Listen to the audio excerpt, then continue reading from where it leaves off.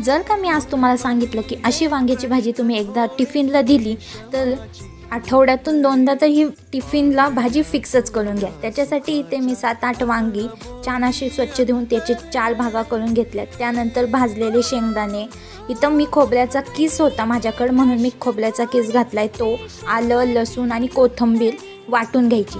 त्यानंतर वांग्यांना छान असे तेलात डाग येईपर्यंत परतून घ्यायचे.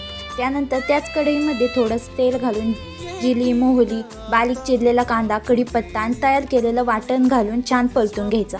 त्यानंतर त्यामध्ये 1 चमचा लाल तिखट, अर्धा छोटा चमचा हळद, कांदा लसूण मसाला आणि थोडीशी धनेपूड घालून छान असं हे वाटण तेल सुटतवर परतून घ्यायचं. त्यानंतर त्यामध्ये भाजलेली वांगी घालून छान असं परतून घ्यायचं. त्यानंतर थोडंसं पाणी, हे टिफिनसाठी देतो म्हणून जास्त रस्सेदार करणार नाही आहे, लफतफी आपण भाजी करणार आहे. एकदम छान आणि झटपट तयार होते.